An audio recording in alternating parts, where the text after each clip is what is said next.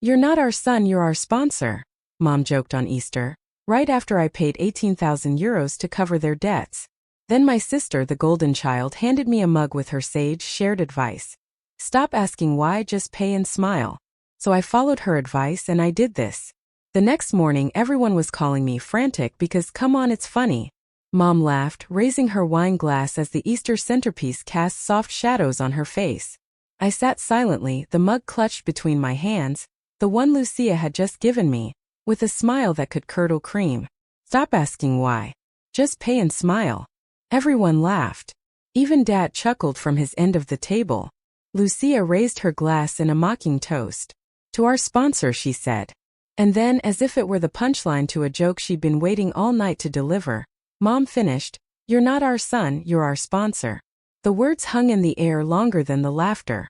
I had just transferred €18,000 to cover their overdue mortgage, Mom's second root canal, and Lucia's little fender bender, which somehow required replacing the entire bumper. I hadn't even unpacked from cutting my business trip short to attend to their emergency. And now this. "Lucia," I said, holding the mug between my palms, "where did you get this?" "I had it custom made," she grinned. "I thought it fit." "You're always stressed, wondering why it's always you helping everyone." "We just thought." "What did we think?" I interrupted, looking at Mom, then Dad. Mom smiled smugly. "Don't be so sensitive. You've always been the generous one." Dad didn't even look up from his phone. "Just a joke." "Relax." "Right, just a joke. Like when they said at Christmas I should deduct family expenses from my taxes because I basically run the household. Or when they joked about upgrading their sponsor when I got promoted at work." I looked around the table. Lucia, in her pastel dress, far too expensive, the one I paid for after she said she couldn't afford something suitable for Easter. Her fiancé Sergio eating like it was a free buffet, which for him it was. Mom smiling as if she hadn't used tears and guilt to convince me to pay her credit card debt. And Dad absent as always unless someone needed something fixed, signed, or financed. "Isn't this nice?" Mom added. "A real family feast." It wasn't nice. It wasn't even real. It was a performance and I was sponsoring the whole show. I smiled just as they wanted. And in that exact moment, something inside me silently, irrevocably broke. It wasn't always like this. Or maybe it was, and I was too busy trying to be useful to notice the rot. I grew up believing that love was measured in favors, that being the reliable one meant being the loved one, that if I worked hard enough, if I gave enough, if I fixed enough, someday they would look at me the way they looked at Lucia. But I was wrong. The truth was, Lucia was always theirs. Their miracle, their pride. Their proof that they did something right.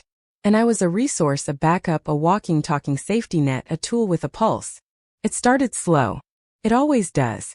When Lucia's first business venture failed, I paid her rent for 3 months. When Mom's dental work became urgent, I covered it. Twice.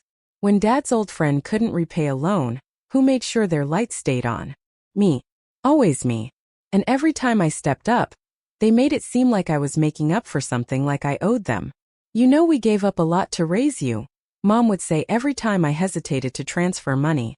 "We didn't make you successful so you could keep it all to yourself," Dad added once, when I questioned paying Lucia's car insurance again. Even Lucia had her version. "We're not strangers, we're family. You know, I'd help you if it were the other way around." But it never was. Because I made sure it wasn't. Because I killed myself working to be the one who was never in trouble, never in debt, never needing anything. The first real crack appeared 6 months ago. Lucia called me crying about Sergio's business. "It's falling apart, Saba. If we don't cover the next round of equipment, he'll lose everything. Please. You know I would never ask if we weren't desperate." That same night, I transferred €4,700. A week later, I saw her tagged in a photo at some luxury vineyard. Smiling. Wine glass in hand. Sergio beside her sporting a Rolex. The caption, "Well-deserved weekend getaway." I didn't say anything. Instead, I told myself maybe it was an invite, maybe it was an old photo, maybe she needed a break. But the photos kept coming. Designer shoes, brunches, a new iPhone. And then that Easter dinner with the mug, the mockery, the sponsor joke. That night, I started going through my finances. I went back 5 years. €72,850. That was what I'd given them. Not lent. Given. In transfers, payments, bailouts. gifts, and emergency covers. My hands shook seeing the total. I called my bank, froze 3 joint cards, changed all my passwords, opened a new savings account, moved the rest of my money there. That night I got a text from Mom. Mom. Hi honey, can you send me 600 euros? I forgot to pay the HOA and they're threatening to fine me. Just until Monday. I didn't reply. 10 minutes later, Lucia. Lucia. Mom says you're mad. Is it about the mug? Come on, don't be weird. It was just a joke. Still nothing. At midnight, Mom. Mom. We didn't mean anything by it. You know we appreciate you. Don't make this a big deal. I stared at the screen. Appreciate me? Like that time I drove 6 hours in the snow to take Dad to the ER because Lucia had a spa appointment? Like when they left me out of the family trip to Mallorca because you wouldn't want to waste money on that kind of thing, would you? No. That wasn't appreciation. It was addiction. They were hooked on the version of me that paid quietly and didn't ask for anything in return. Well, withdrawal is a bitch. The next morning, Lucia showed up at my apartment. I opened the door and she walked in like she owned the place. Seriously, she said. Now you're ignoring us? I leaned against the counter. You mean like how you ignored my last promotion, my last birthday, and every time I said I was exhausted? She huffed. Are you seriously going to make a big deal out of a joke mug? No, I said. I'm making a big deal out of 72,000 euros in zero respect. That stopped her. She blinked. What are you talking about? I've kept track of every cent I've sent you guys in the last 5 years, I said. Every emergency, every loan you never repaid. Every call that ended with me feeling like I owed you something. Lucia crossed her arms defensively. We're family. You're supposed to help. No, I said. I did help. I helped you stay comfortable while you called me rigid. I helped Mom pay her cards while she called me paranoid. I helped Dad with his schemes while he told others I was cold. She rolled her eyes. This is so dramatic. So now you're cutting us off? Going to punish us? I smiled. No, I said quietly. I've stopped asking why. And for once I smiled as I said no. That smile stayed with me the rest of the night. And apparently word traveled fast because by the next evening, I received an invitation. Family Zoom call. Subject. Let's talk. It was sent by Lucia. Of course it was. She could never stand not being the center of the resolution. I joined the call. Exactly at 7 p.m. Lucia looked polished in a way that screamed performative strategizing. Mom was draped in pearls and rehearsed concern. Dad muted, distant as ever. Sergio hovered in the background, shoulders barely in frame, as if afraid the guilt was contagious. Look who decided to show up, Lucia chirped. Glad you're here. We figured it was time to move on, right? Of course, Mom agreed. It's Easter time. Time to heal. Family first. I smiled. Calm. Controlled. Glad we're all on the same page. Lucia launched into a self-congratulatory speech about how tension isn't healthy and how we're stronger when we stick together. I listened to her like it was background music. Under the table, I unlocked my phone. Opened the banking app. Lucia was mid-sentence, something about rebuilding trust, when I pulled up Lucia's 2021 Toyota Corolla insurance portal. Registered in my name. Paid monthly. €249 automatic payment. I clicked cancel policy. Confirmed. Then I switched tabs. DMV portal. Transfer of ownership. From me to Lucia. Submitted. Back to the banking app. One final touch. Send €1 to Lucia. Message. This is the last euro you'll get from me. Frame it. Click. Done. Her phone buzzed. She blinked, looked down, frowned. What's this? I took a sip of my tea. Just taking care of something important. Mom narrowed her eyes. Something important like what? I leaned in. Smiled. Don't worry. You'll notice tomorrow. Then I unmuted my mic, clicked leave meeting and watched as their frozen, confused faces faded away like smoke. The ping of my phone confirmed everything. Payment sent. Insurance canceled. Ownership transferred. And somewhere in Lucia's inbox, a legal email informing her that she was now the proud, sole owner of her own disaster. Lucia's car disappeared from her driveway, from the garage, at exactly 9:17 a.m. I know because she texted me the instant she noticed. Lucia, you canceled my insurance? Lucia, are you serious? Lucia. My CAR is gone, they told it. Lucia. Are you crazy? Call me now. I didn't reply. An hour later, Mom started calling. Then Dad. Then Sergio. 8 missed calls in under an hour. I knew what was coming next. Dad. Text message. We need to talk. Sunday. 1700 hours. Family only. No excuses. Perfect. I showed up. No smile. No guilt. No apologies. They were all there just as I knew they would be. Mom, arms crossed like a disappointed schoolteacher. Dad, stiff, hands in his lap. Lucia, hair a mess, no car keys in sight, phone clutched like a weapon. Sergio sat off to the side, quiet, pale eyes darting. Sit down, Dad growled. I remained standing. You think this is funny? Mom snapped. What you did to your sister. The humiliation. The danger. Danger? I raised an eyebrow. You mean making her finally responsible for her own property? That kind of danger?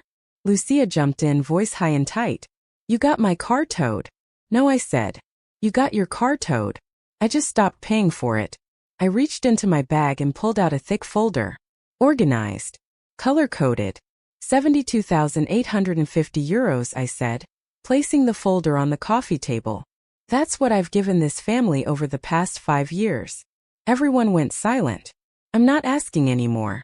I'm demanding repayment. Mom let out a laugh, a high, shaky sound. You can't be serious. I am, I replied. For the first time in my life, I'm completely serious. I opened the folder. Inside, bank statements, transfer records, BISM screenshots, automatic payment schedules, all neatly highlighted. I've broken down the total between the 3 of you. I said. Mom.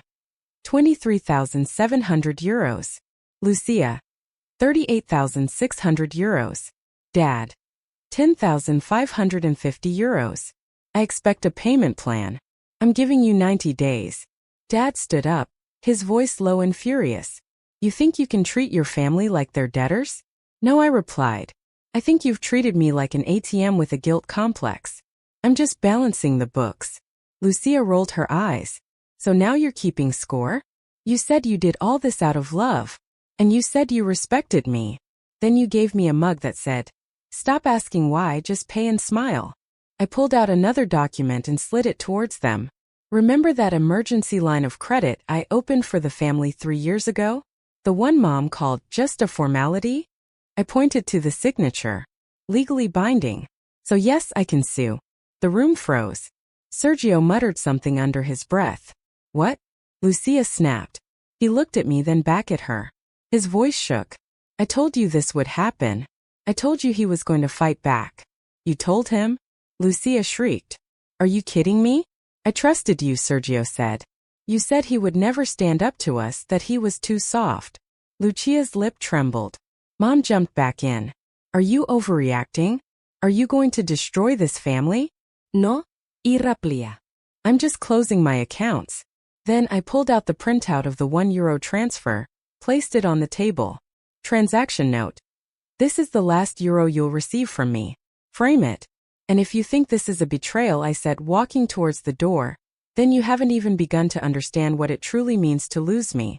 No one said a word as I left. For the first time in my life, they couldn't. The silence was deafening. After I walked out of that living room with my folder and their jaws on the floor, no one contacted me. No write texts. No guilt-tripping calls. Not even a passive-aggressive meme from Lucia. It was bliss. For the first time in years, my phone was silent. Silent because I had chosen it, not because they were ignoring me. I wasn't frozen. I was free. And yet, while I would love to say I got over it instantly, there was a moment 3 days after the showdown where the doubt crept in.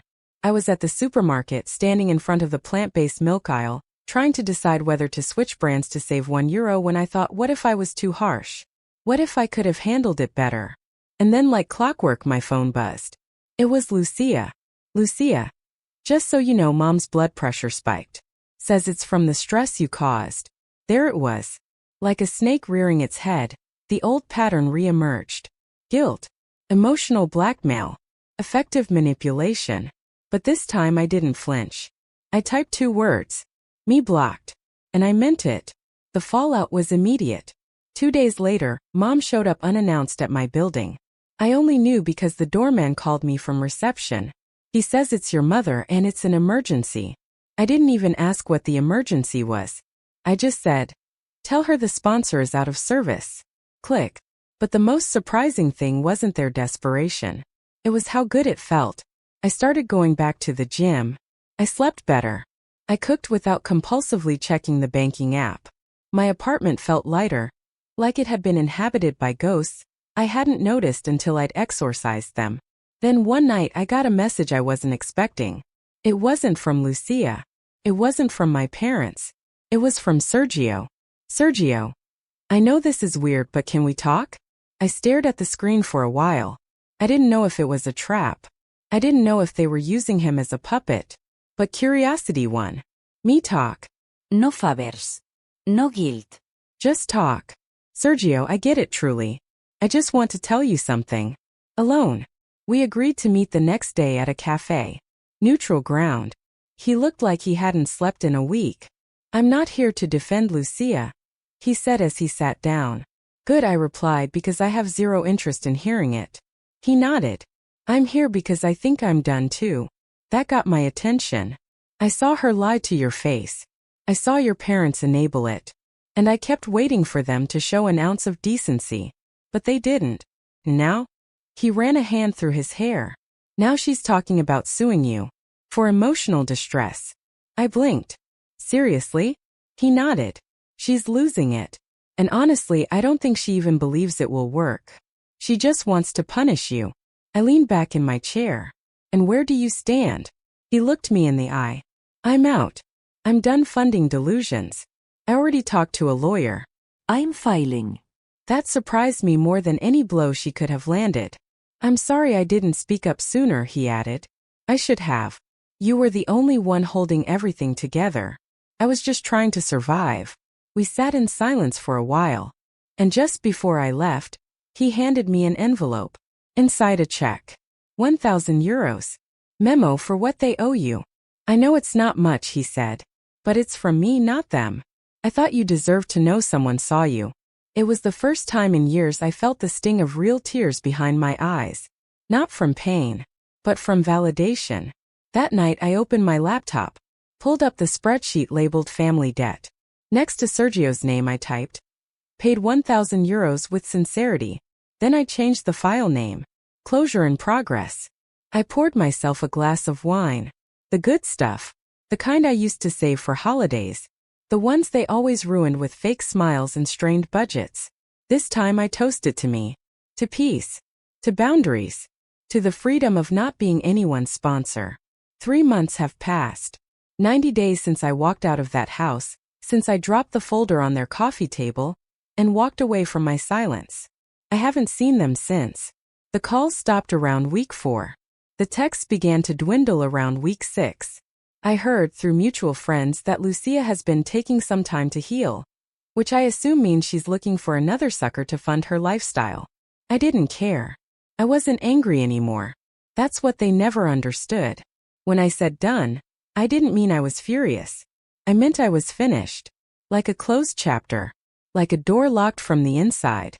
I had stopped being a sponsor and started being a man with a future that no longer included guilt, pleas, or emotionally bankrupt people with my last name. I accepted a new job in a different region.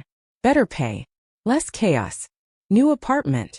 A space that didn't carry the echoes of old phone calls and the nervous pleas for money. I started going to a boxing gym. Not because I wanted to fight, but because I finally could. My schedule was mine again. My money was mine. My energy was mine. I made new friends. Not the kind that wanted something, but the kind that remembered your birthday and didn't hand you invoices disguised as emotional needs. I even started dating again.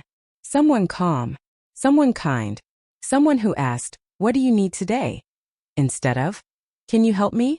Just this once. Life wasn't just better, it was real. For the first time in a decade. And then last Sunday, exactly 90 days after the showdown, something unexpected happened. I got a notification. A deposit. €1. From Mom. The memo. Thought you'd want to frame this properly. I stared at it for a full minute. At first I thought it was a trap, a joke, a passive-aggressive attempt to reel me back in. But then another notification came through. Another euro. From Dad. Memo interest. They tell me I owe you more. And then, 30 minutes later, €2.50 from Lucia. No message. Just silence. I couldn't believe it. It was ridiculous. Symbolic. Petty. Maybe it was their way of mocking me. And yet I laughed out loud. For the first time in weeks, I laughed so hard I almost spilled my coffee. Because I suddenly realized something. They were finally doing the one thing I'd been begging them to do for years. They were paying me back. In the smallest, most pathetic, most begrudging way possible, but it had started. And maybe that's what terrified them the most. Not the money. Not the silence. But that I'd finally made them feel the weight of the consequences. But that wasn't the real surprise. The real surprise came later that night. I was sitting on my balcony, looking out at the city lights, having a beer, when my phone buzzed again. It wasn't a text message. It was a notification from my bank. A deposit of €3,000 had been received. Zenda, Lucia. Memon. I blinked. Refreshed the page. Double-checked. It was real. €3,000. No message. No explanation. But I knew. This wasn't a peace offering. This was fear. Fear that I would actually follow through with legal action. Fear that I wasn't bluffing. Fear that they no longer had control. They'd underestimated me. They all had. And now they were trying to crawl their way back to that version of me that stayed quiet and paid the bills. But this time too little, too late. I took a screenshot. Saved it in the same folder where I tracked their debts. Then I changed the folder's name. One last time. Closure confirmed. The next morning, I donated €1,000 of that money to a local women's shelter. The rest I deposited into a new savings account. Labeled, Rebuilt from Ashes. Because that's what this story was about. Not revenge. Not punishment. But recovery. I recovered my time. My money. My identity. And most of all, my peace. And as I stood in my new apartment, a place filled with plants and light and not a single trace of forced obligation, I looked around and whispered, "This is what family should feel like."